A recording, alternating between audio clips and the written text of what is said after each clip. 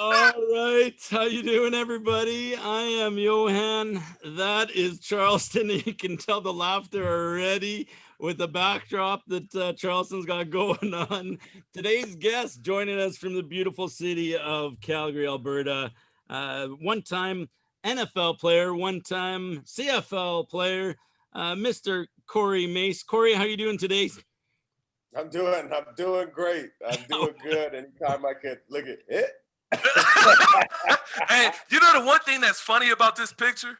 You see in like that hand right there that the can is upside down. Like look at the top on the can. It's facing the wrong way.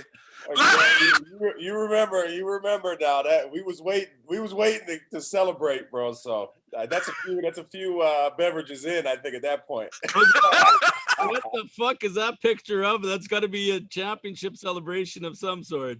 Yeah, man, that was after the 14 Grey Cup. You know, the internet is a monster. Be careful, people.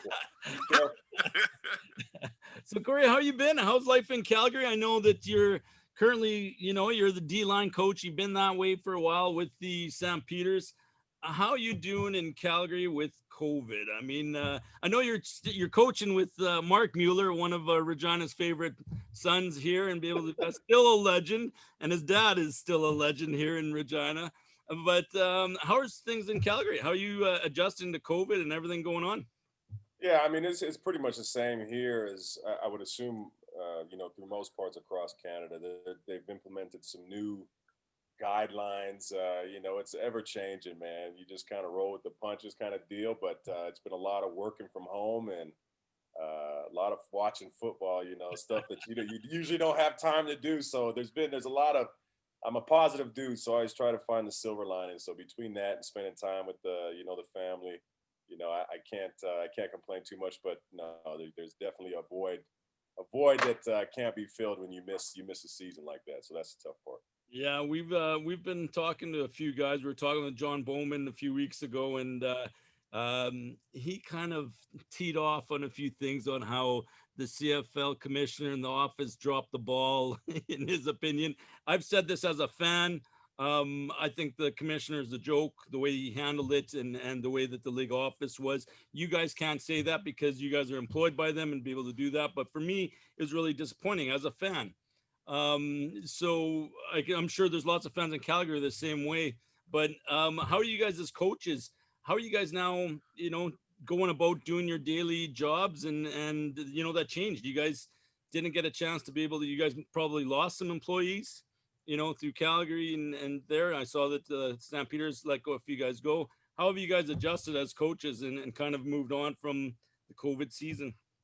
Yeah, I mean, it's one of those things when it first, started happening, selfishly, you're looking like your situation like, man, this is BS, but quickly you look around everywhere else, everybody's going through the same thing, man. So again, it's just about, being adaptable and, living a life audible, you know what I mean? So we just, again, rolling with the punches. But what I will say is I can't speak for anywhere else in the CFL because this is all I know, but we are always on top of stuff, even when there shouldn't be stuff to be done. We're getting things done over here. So, while I'm on my personal computer, my work computer's right here.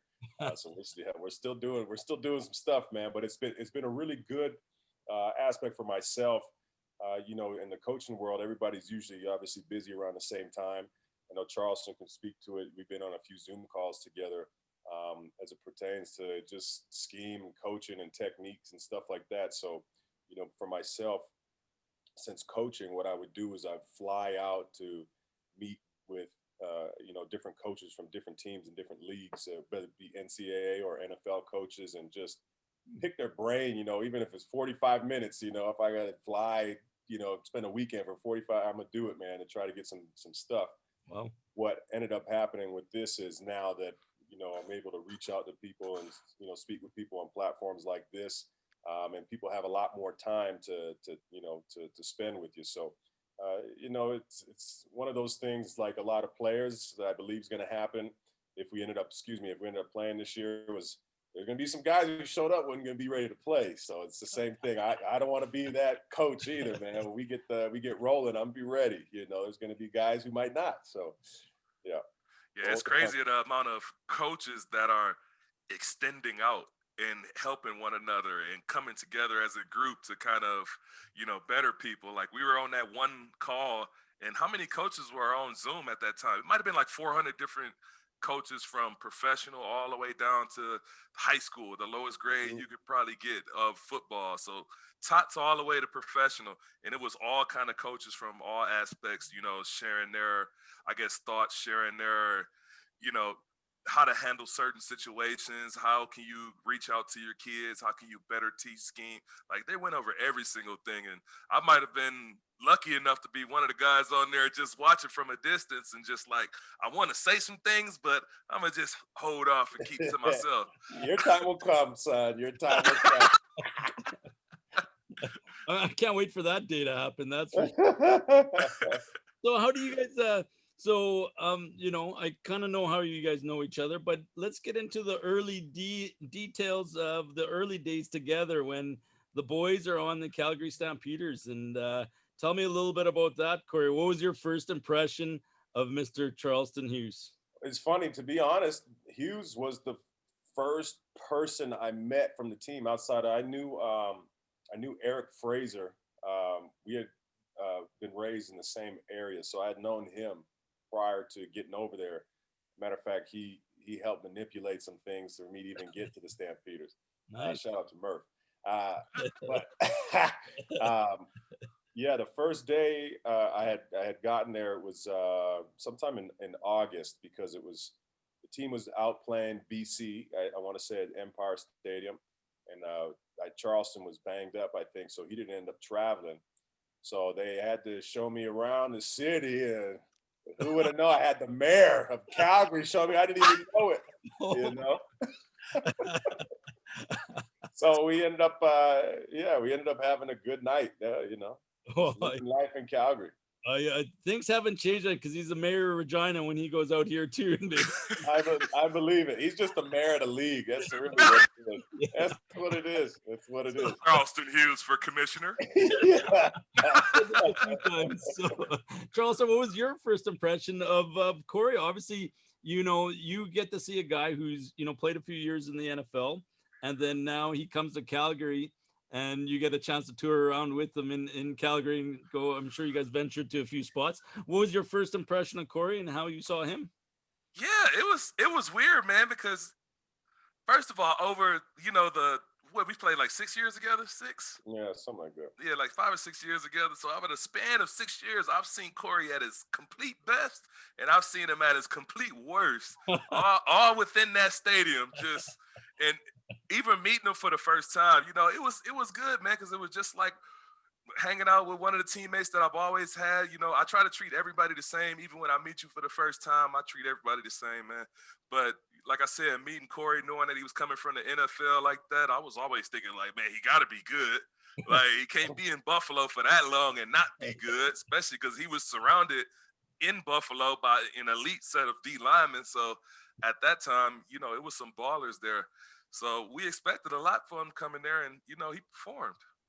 Yeah, and so Corey, can you tell me a little bit about that? Your days, you're Canadian, you're playing in Buffalo. How was that experience like? What was that like? The talent that you guys had on the team. You had Marshall Lynch. You guys had some fantastic offensive, defensive players. Tell me a little bit about playing in the NFL and in Buffalo. You're pretty close to home, but to be able to get that opportunity to go and play in the NFL first. What was that like, and how did that prepare you for playing in the CFL?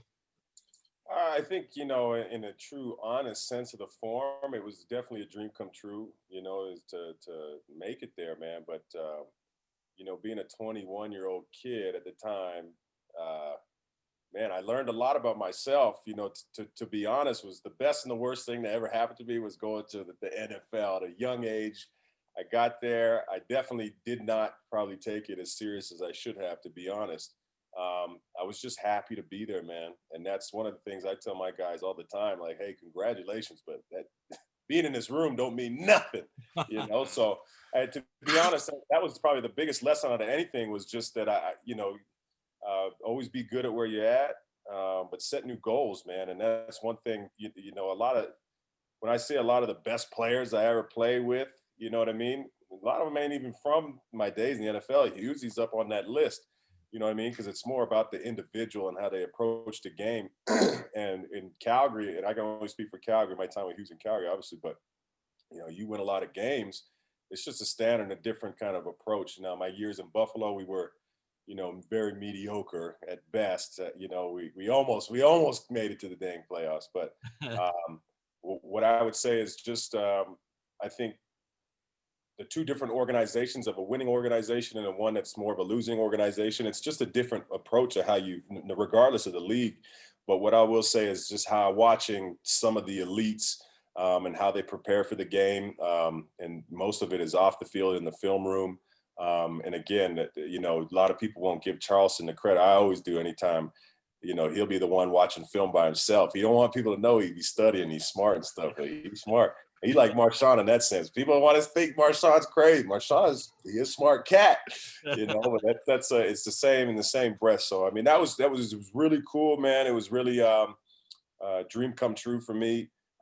Didn't quite crack the roster as long as I wanted to be honest, but I learned definitely a lot how to approach the game, and then certainly learn from my own mistakes, about what not to do sometimes. But nevertheless, man, I would never change nothing. You know what I mean? It was a great experience. Good for you. I mean, and we had a chance to talk to a few guys on the show past, and guys like Chris Wilson, and he talks about his experience in the NFL and some guys that he got to really look up to. And we talk about NFL versus CFL. Was there anybody that comes to mind in your days in the NFL? We'll go with NFL first because that's where you started, and then jump to the CFL. But anybody in the NFL that you kind of, like you mentioned about Marshawn, about you got to see outside the TV cameras that you're going, holy fuck, this guy studies, he's smart, he's, that you really started to admire, whether that's on another team or your team. And then in the CFL, getting to see a guy like, again, we won't let the rumor go out that Charleston's pretty smart, but people need to know. Was there anybody? And don't mention Marshawn in Buffalo, because Marshawn was pretty reckless in Buffalo. Marshawn, I'll tell you, Marshawn and I got there. That's why we clicked so fast, is because we were the two youngest on the team. He was 20 and I was 21. And, like I say, I learned some other stuff too about finances between the two. Being friends don't make no difference. So I forget, like, hey, bro, you should be paying for everything. I don't know why I'm trying to go splits with you. I'd say that just within the locker room, guys that I took to, at the time I saw it, man, but I didn't really understand maybe what I was seeing. But like Kyle Williams was a year, he was there a year before I was. But by the time I got there my rookie year, he had already broke in as a starter. But instantly I just seen how smart he was. I just chalked it up to, he's an LSU guy. I don't know. They must have taught him that. But he does a lot of studying. He hung out with a lot of O-linemen too. And he was just really studious in that sense, trying to learn the opposite side of the ball. But he was really prepared. Just a crafty vet, I would say. Marcus Stroud was a guy that I took a lot of technique stuff from. Like another guy named Spencer Johnson, he really just showed me, and as far as an undrafted guy and what he had to do to even make a roster. Those are probably the two to three guys that I really picked up the most from in my experience there. But as far as Marshawn stuff, I'll always vouch for Sean. He's a good friend and he's a really good dude, man. T.O., I don't have a crazy personal relationship with the guy or nothing, but the year that we were teammates, I didn't understand any of the stuff that I had heard about T.O. to that point, because he was an awesome teammate. He know how to have a little bit of fun too. So as far it's as just like T.O. always demand the spotlight though. He always doing stuff to like. Yeah, to be fair though, this is what I'll say is I did see that when he was in the driveway doing all that, the band and stuff. Yeah. I can vouch to this. I never saw the man lift weights. Even every day he was on the sideline, cameras or no cameras, using those damn bands, man. He stays on those bands. He's yoked up too. Really? He means business with those bands, buddy. So I don't know, but he was a really good teammate, man. Nobody had anything bad to say. And if you need anything to, go crazy, Buffalo might be the city to do it. If you're used to, if you're not used to Buffalo, it's tough to live there. But if you're open to what Buffalo is supposed to be and what it provides, man, it's a great place. You know what I mean? So he was fine there. I didn't think there was any problem. Jason Peters. I just look at Buffalo fans like Argo fans, like they there and they ride or die all the way to the end, and they jumping off tables. What do they call that when they be jumping off them tables? I don't know what the Bills Mafia is a real thing. I tell you, there's obviously outside of Calgary's fans are the greatest in the CFL. Oh, don't even start with this. But the Bills, I just remember leaving practice on Friday. And then right outside the facility was just the parking lot because it's similar. We practiced where we played at. Our facility was at One Bills Drive where the stadium was at. And they would have RVs already parked. People are tailgating on Friday for the Sunday game. It's a different breed, man. Different breed of people out there too. They love their Bills. You think about it. You don't go to the playoffs for 20 years and that place is jam-packed every game. Yeah. Loyal people, man. Really loyal people and blue collar. Very similar. For me, it was like a mix of Wyoming and Canada. I felt right at home, truthfully. I was like, okay, I could deal with this. Have you been to a game, Charleston and Buffalo? I wish. Oh. I wish. So I went to the game. It was back in 2003. I went to the game and it was Buffalo versus Washington. Washington had LeVar Arlington. Mm-hmm. Linebacker. They had Clinton Portis, I believe. They had Sean Taylor. Washington was decent, but we're fourth quarter. We're in the one end zone, and all of a sudden you see the Yellow Jackets come down, the security come down and start rushing down in one area, and you see a little bit of a tussle. And then the next thing you know, there's more Yellow Jackets coming in because this one section starts to erupt. Next thing you know, there's Yellow Jackets from all over the stadium coming over, and it's almost like the whole one section going up is fighting and we used to take, for the guys who are inactive or or if it was in the wintertime, we go sit in the suites. We wasn't standing on the sideline in the cold for no reason, but we would take bets like how many today because there's always people swinging, man. At the you've been tailgating for 2 days before the game. It don't take much for things to go sideways, so. That's part of the experience. I hope to take my daughter there one day. I only know one person root for them raggedy ass Bills, and that's Brock. He stays with those Zubaz pants. He loves those things too, man. Yeah, he likes the Bills. It's good to get the loyal fans, man. Very loyal fans. Yeah. So then you come to the CFL. You play on, like, you touch base on that, and that's such a good point. Is how you're pretty lucky to join a winning establishment. When I think of the Stampeders all the years, you think of how Huffnagel and Dickinson now, and your coaching staff, but how Huffnagel really had that as a GM and as a coach. He really brought, to me, in my opinion, a lot of stability and a winning culture there that maybe wasn't as defined before to when he came. He brought that in, and he brought in, you guys can attest to this or tell me about it, but how almost like the Oilers, with Gretzky and brought in the championships and brought in, you're coming here to win, that kind of attitude. For me as a fan, it seems like it was like, that's what Huff brought in, and he demanded it of his players and the organization. And it just feels like a winning, classy organization. How was that when you first came here? Did you get that sense that it was, man, this is good, this is great, it's winning, everything's done first class, or what was it like? Yeah, well, I mean, I think the difference between Hughes and I is, Hughes was there from the jump of the Huff era, kind of, you know what I'm saying? Whereas I came in 2010, middle of 2010.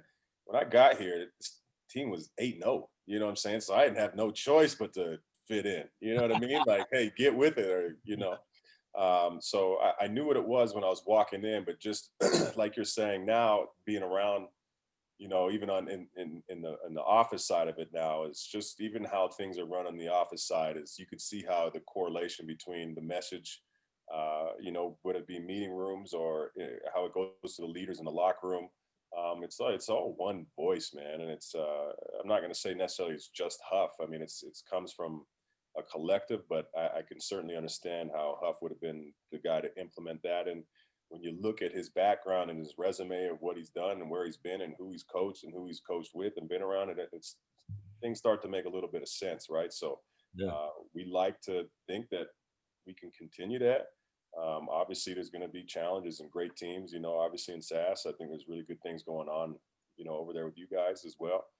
So it's going to push you, man. You can never get comfortable, no matter what. You can never get comfortable, and that's, I think, above all is, man, everybody in the organization likes to compete, man. That's what I believe. Whether it be coaches or the players or whatever, we just love to compete. So when your contract up over there? Every year. Welcome to coaching, baby. Y'all don't got no extend. This is year after year. Position coaches in Calgary are on a yearly basis. Coordinators, I believe, 2 or 3 years. Head coach, I couldn't even tell you. That's out of my atmosphere. You might have a 4-year. I don't know.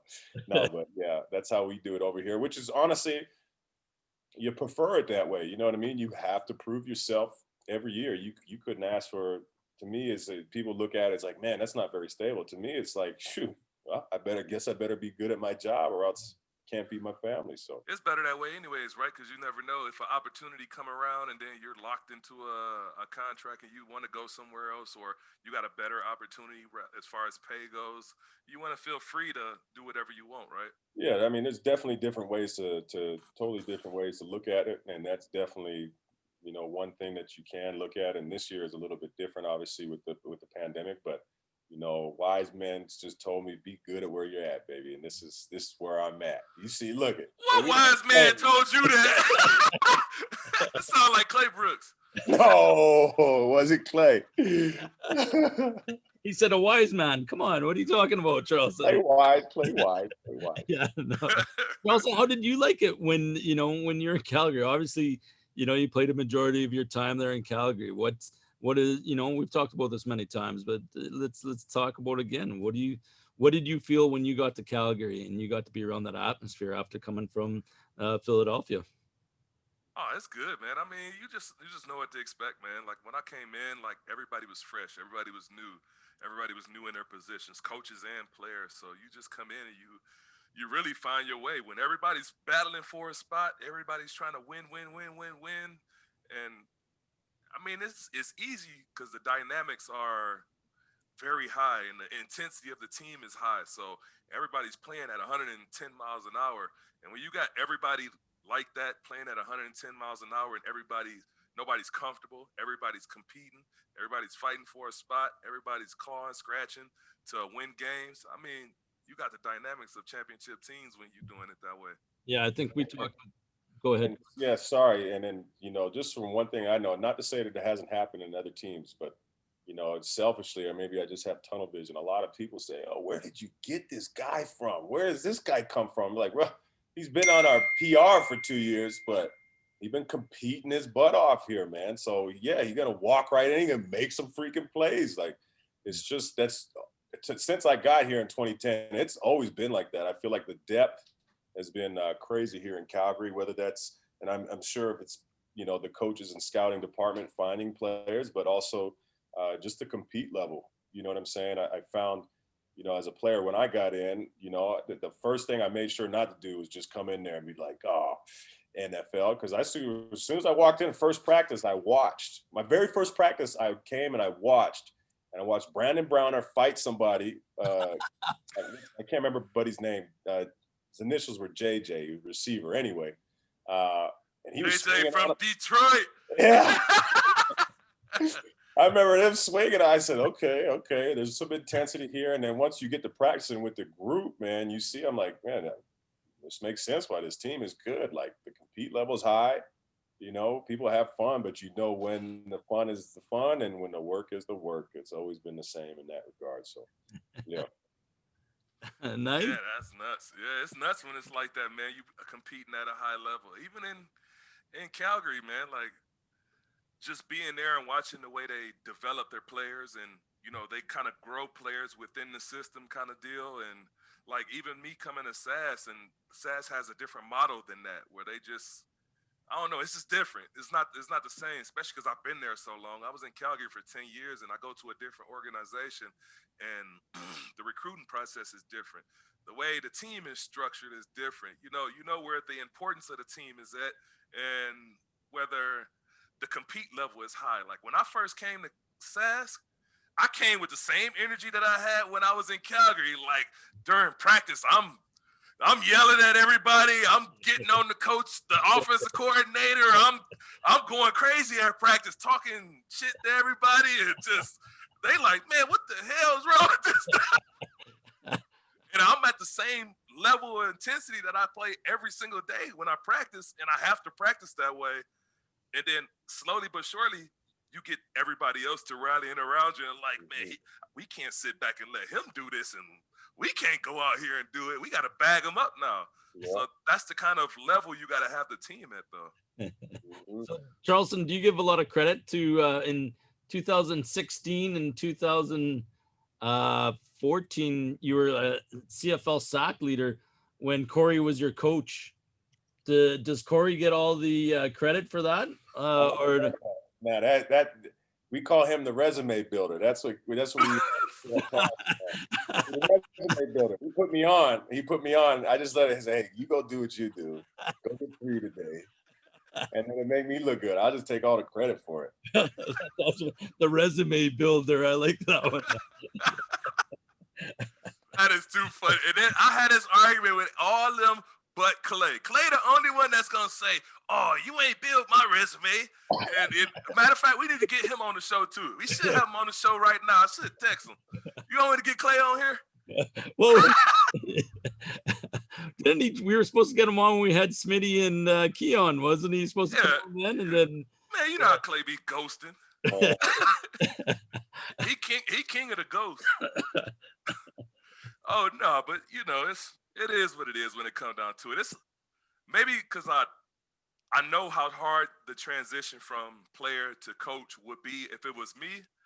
So when I have a different respect factor than other people would in my position, because I'm like, although I'm the oldest and I'm probably older than my coach, but I know we still have to be able to work together and communicate at the same time.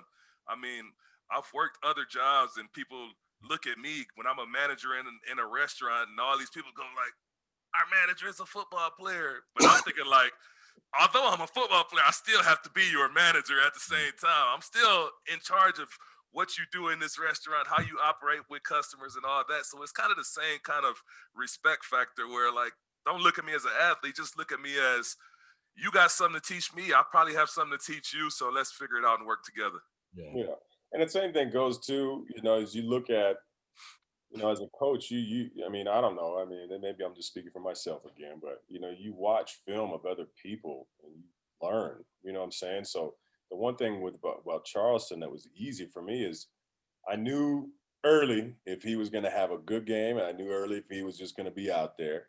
I knew who he had success against, trying to put him in situations, and then you kind of just let guys in his position just go. You know what I mean? And you don't get to have the career that he has trying to change too much. That's why if somebody's great at something, why would you try to manipulate it? You just try to find ways to put them in positions, or if you can give them something else to make them a better player. That's all you got to do with a cat like Charleston. The young guys, you try to say, hey, look at this. Or a lot of times I tell, hey, fellas, I know Charleston's great at this. Don't look at that, because you can't do that. I know you can't do what he does in this certain sense, right? Like, use the concept, but let's try to do it this way, right? Like I tell people all the time, they don't understand how Hughes gets the sacks. I say, hey, Hughes does a lot of work to understand when them sacks is going to come, when they're not maybe going to come on this play. He does a lot of intangibles that go into being a sack leader that the young guys don't understand, that I try to school them up on with Hughes. You know what I mean? Because I don't know. Hughes, as far as top 5 pure pass rushers technique, I can't say you're going to be in the top 5 technique, but he get it done. He get it done. He's still doing the only move that nobody else in the league does it. He's still looking at that same shit. O-lineman can't figure it out either, man. So he's good for 10 every year at least. You know it. That's funny, Corey, you say that, because we've had a conversation with a few other guys. They've said the exact fucking same thing. said, no technique, but he fucking gets the job done, and he's always leading the way. He gotten better. He got better with his technique, though. Look, I'd say in the last couple of years, he's gotten better with his technique. A lot of his counter game's been looking really nice. His technique spins not as sloppy, under control now. Look at him. Oh, you know, guy. But when it comes to going to a different organization, you gotta flash back and look at yourself and go like, okay, what did I do there, and how can I be different and evolve here? But to be honest, the one thing, obviously him being on another team, but the one thing that, when I'm watching film of another team, you know what I mean, I have an offensive line and they play SAS, it's great to see him make plays, but then you also see from a distance like, all right, hey, look, he's been talking and teaching this little guy something. You know what I mean? You can see it on film. And I shoot him a text every once in a while, you know what I mean? But it's good to see that whenever he decides to hang him up at 40, whatever years old, that, his knowledge is still going to be in the league, man. So he up there. I ain't going to toot it too hard, but he up there. He's status soon. Do you pass on any of that knowledge then to your O-line coach or to the O-line that on the Stamps? Because you've seen Charleston, you've played with him, this shit, what he's doing. Do you ever, pass it on and say, hey guys, look at this, look at the way he is in this, in film, or you say to him, watch for his techniques and do that? Has that benefited you playing with them and to be able to see him for so long and then, pass it on to your team? No, I think Charleston not so much, because I think anybody who was here, the amount of times that, again, like he was saying about, the intensity that he would be talking mess in practice, like they want to beat him in practice too to shut him up, right? So they've seen enough of Hughes and what it is, but I haven't looked at the stats. I don't know what his stats are against Calgary since he's left. I'd imagine pretty decent. I don't know, but no, definitely. But our offensive line coach is very, very detailed. So we always put trust in him. But there have been other cats and conversations about, hey, what do you think here or whatever. But again, that's something that we do over here as well as this coaching staff. Is we're never, I'm this and I'm that. I mean, we're very transparent and working. Man, stop acting like you ain't seen me swag surfing on Bowhead multiple times. That's par for the course. I know you're gonna get. I don't know how many you got. No, I don't know. That's what I'm saying. I don't know. I'm just here for the wins and losses, baby. He talking about the offensive line coach is calculated. He ain't calculate right.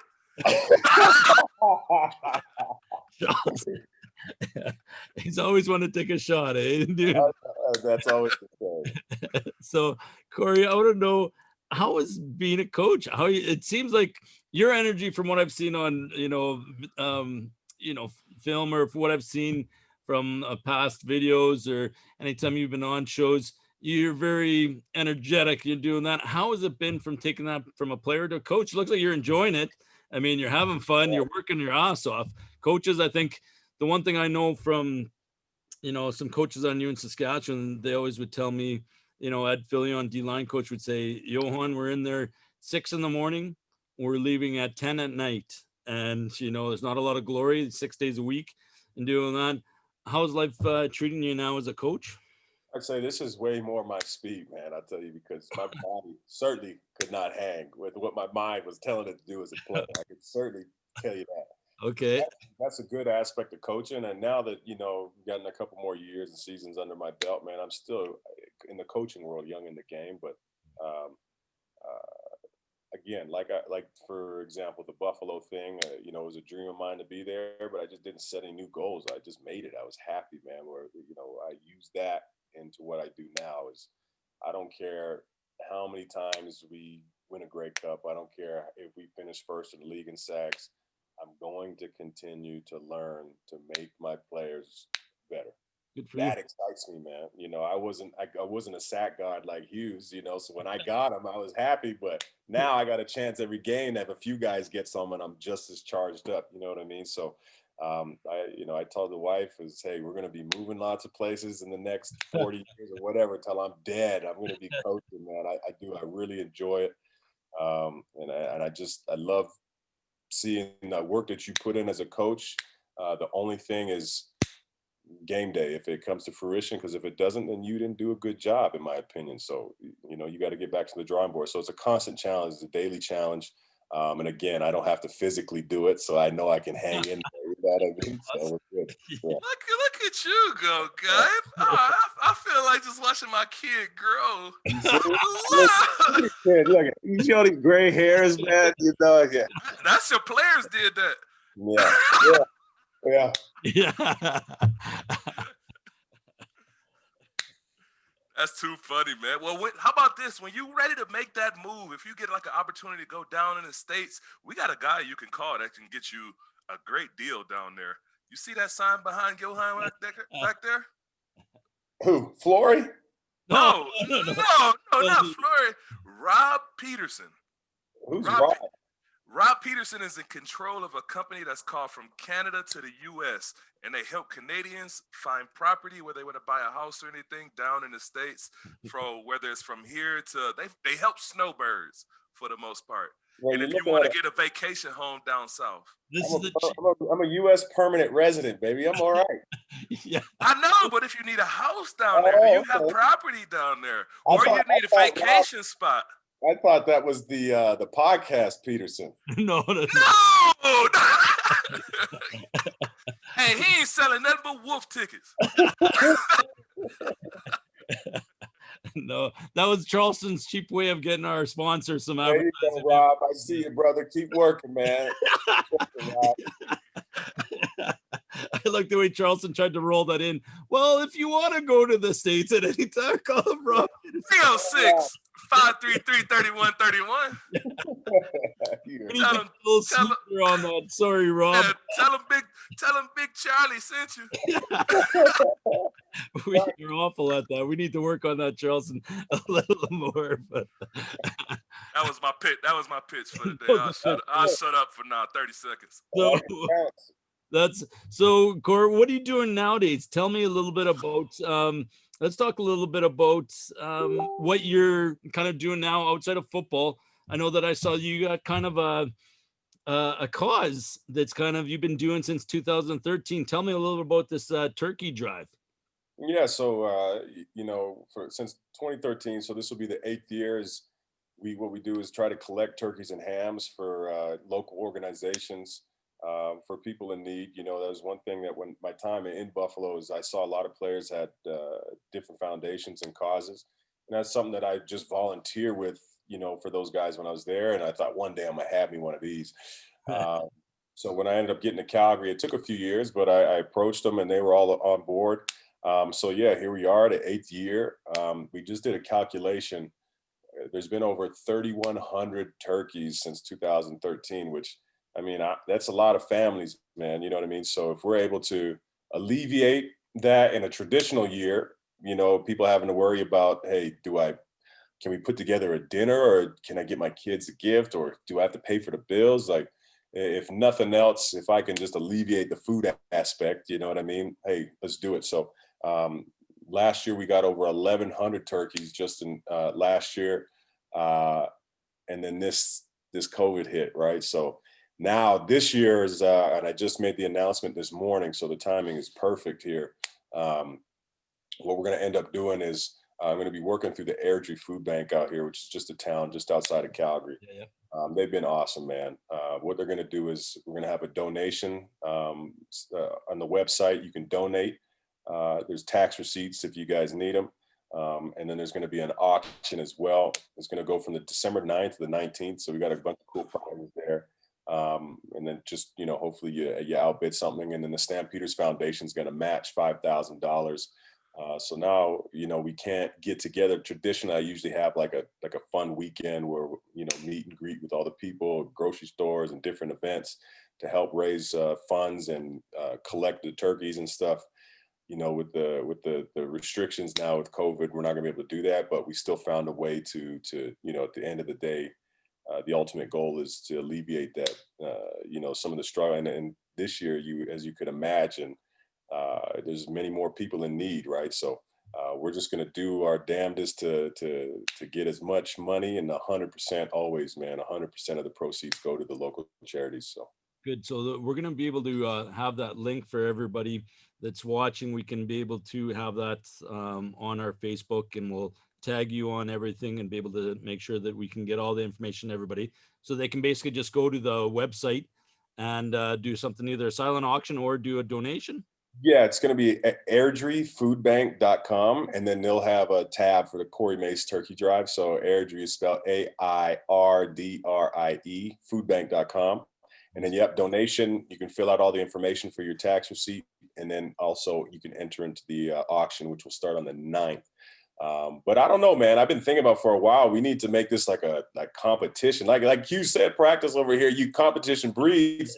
I don't know. So Houston might need to start one in Regina. Might need to talk to Bowman about what he's doing in Montreal. I mean, this could be I like this that. whole thing, man. Help Canada. I like You really want to get me started, huh? You got the fan base. I got 8 years of hoping. you 8 years deep already into this, so it's like you've been doing this for so long, and you know the intricacies of getting in and out, getting the turkeys to the people. Like, I'm amazed by how long you've been doing it thus far. Like, I know you've been doing it for a while, doing this turkey drive, and for you to even take it, adapt to COVID, evolve it, figure out a way to get it done still to provide some kind of a meal for families, whether it's going to the food bank and they got to come get it, or it still gets delivered to them personally, through a delivery service. Man, kudos to you. I wish I could do that clap. Kudos to you, my guy. I appreciate it, man. But seriously, I don't know. I mean, Charleston's got obviously a following, not only in any city he goes in throughout this country anyway. He's more loved here than he is back home. Think about that. That's why he's still here. Yeah. We gotta find a way, man. I'm sure there's people in need over there in all of Saskatchewan and Regina as well. But we gotta find a way, man. Use that platform. Everybody love Husey, so we got. You know what? I'm gonna make a phone call tomorrow, and I'm gonna have something for you within 24 hours. How about that? That's awesome. And then let me know too, Cor. I know some business people in Calgary that might be able to help with some donations, whether that's some beer companies that might be able to donate some stuff for the silent auction or get something to you. But well, like Charleston said, give us 24 hours. We're going to start to put something together for you. And that's what I like. And see what we can do, because when there's people like yourself in the community that do that much more, I can only imagine what it's like to be able to go and to go to those houses, or to be able to, when you could, to see that many turkeys. I saw the one video that was on here. If you look it up, I think it was last year, you were on Flames game, and then you and your daughter and your wife were there. And then, to get to see you and your family with all those turkeys afterwards, and the joy that maybe to, just to be able to fulfill your heart with that much, satisfaction of contributing to the community like that. That's fantastic. So if we can do anything, we're going to do it. We're going to see what we can do. Hughesy's probably already texting someone right now saying, I need turkeys. I need 5,000 turkeys. Hey, man, gotta make some calls real quick. Like, hey, yo. You remember you said that you do that one thing that one time? This is it. Yeah, remember you said you would do anything? So let us work on that, and then we'll get back to you within 24 hours. But we really appreciate first off, we appreciate coming on the show and to be able to talk about your days, coaching and playing. Hughesy, anything else you wanted to ask Corey? Yeah, man. You want to chat about? Let me see. What do I want to ask the great Corey Mace? How about this? Remember that one time when we were I went to, I don't even know why I was in BC with you, your cousin. We was in the studio. Why was I even there? I think I went there for Grey Cup and got stuck. Yeah, stuck is a good word. Pull you stuck. And then we was in the studio. Johan, did you know Corey Mace can rap? No, I did not catch that video. I have not seen that clip. Missed that one too. I know that either. I'm surprised Hughesy doesn't have that on his backdrop, or he's got that in the background music. No, man, he ultimate. If he got proof of that, I will take that one to the grave. I don't know that. That's why I said I remember when Corey, you had a great career early on, but it was unfortunate that you got injured the way you did. I know you had a lot of back issues and stuff like that. And that's why I said I remember Corey at his highest point when he was balling out of control. And then I remember at his struggling point, you know, and you can see the highs and lows of an individual like that. When I remember coming in, Where does a rap fit in between those lows or highs? it's in between somewhere with that high and that low. But I just remember coming into the last memory that I have of Corey Mace was coming into the locker room one day. You know, I'm feeling fresh as a daisy. And then I walk in, you know, I'm thinking might have been after a game. I'm thinking about getting in the hot tub, and all I hear in the hot tub is, no, it was a cold tub. All I hear is, and I'm looking like, holy shit. Then I closed the door and went to the trainers and was like, what's wrong with Corey? Like, he's in the hot tub, and I'm in the cold tub, and he don't look like he's doing too good. Like that, I didn't even know you was there. I remember the day. That was the hardest drive of my life, driving in the stadium. I don't know what it was. I think they injected the cortisone in the wrong nerve. It hit my nerve. It was bad, man. Bad. So what surgery did you have again? That was what year was that? I don't know, bro. I just remember walking in and all I heard was, and he was in the tub like this. He was in the tub, the ice tub, this deep in the water. Nobody does that. Your heart might stop. But he was in that thing like this. Burning. My nerve was burning. That was the second. That was on way to the second back surgery right there, buddy. Oh, jeez. Yeah. That's crazy. Rough. Yeah, so that's the unfortunate part about sports is like, and that's the thing that scares me, because I'm about to turn 37 in like 11 days. I'm about to turn 37 in like 11 days, and knock on wood, I've never had like a crazy serious injury like that where I can just feel the pain and it hurts so bad where I'm like, man, I've never been through that. So I've watched so many other players go through that kind of trauma. My whole time in Calgary, think about the players like Max McCarron. That was before. Oh, Max Caron. Max Caron. Think about the players like Max Caron who went through 2 Achilles tears in his first 3 years of professional sports. So never got a chance to touch the field. Yeah. Talented player, smart. We all knew he can ball, but physically, body just wouldn't let him go. Yeah, man. And to be honest, I think a lot of it is tied into, you know, how do you treat your body? You know, I certainly could have been way better with myself. You know what I mean? As far as staying on top, you know, Husey does a good job staying in the weight room, just trying to let these young bucks know he's still strong.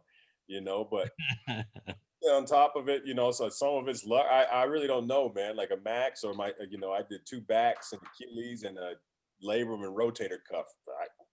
Some of those you can't stop, man. It just happens. So who knows? There's a plan for everybody, man. Who knows? If I kept playing, who knows what I'd be doing?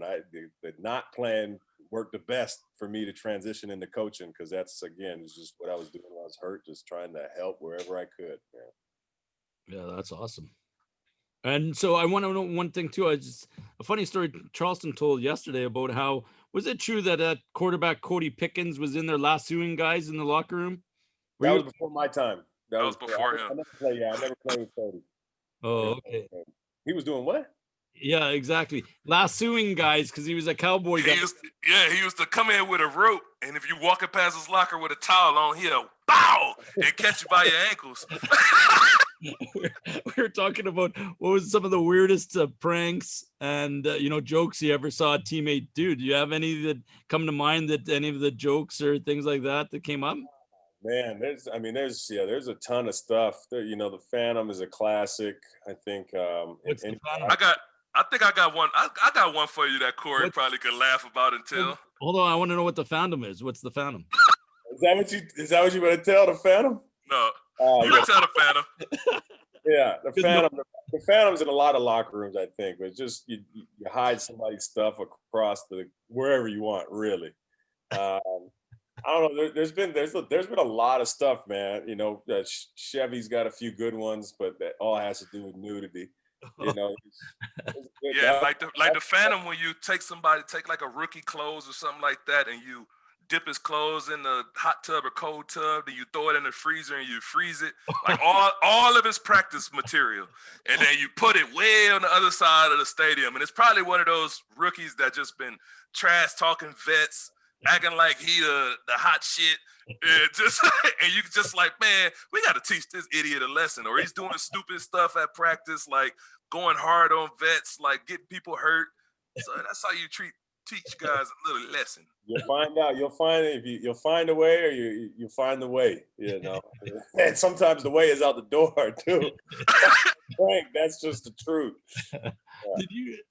No, the one I was gonna tell was, remember the breakfast sandwiches that I made for the defense. I heard this. Charleston actually told me this one time when we were drinking. Frank, that's the part. The sad part is, no, Hugh can cook. Yeah, he brought. We used to have, you bring breakfast for the D line, and he brought in these these slap sandwiches were so bad. I would have just rather had bread, and that was it. But he had the crusty lunch meat and some. Wasn't even government cheese. It was plastic. Oh. And wait, Charleston, were you saying that's because you missed curve for you, or you were late, or what was it? Wasn't that because you're being penalized for something? No, that was his punishment run. He ain't like that one. That was different. That was different. I actually took a lot of. I liked that one. That one was fun for me personally. And what was that because of, Corey? What was that because he was late, or what was it? He missed. You said it. You said he was late. He's late to coming on the podcast. You know, shoot. The only time he's on time or early is before that ball's thrown. You know what I mean? That's the truth. That's the fucking truth, Corey. Okay. Yeah. So that's awesome.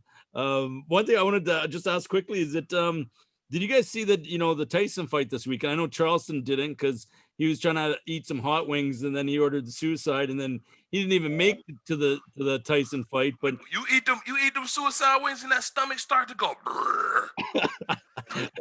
so on the shake. So Charleston, we're there for the fights. He didn't even make it the fights because he wanted to see how tough he was with these suicide wings, and the next thing you know, his stomach's and then Hughes is like, I'm out. Woof. He's out there. Home.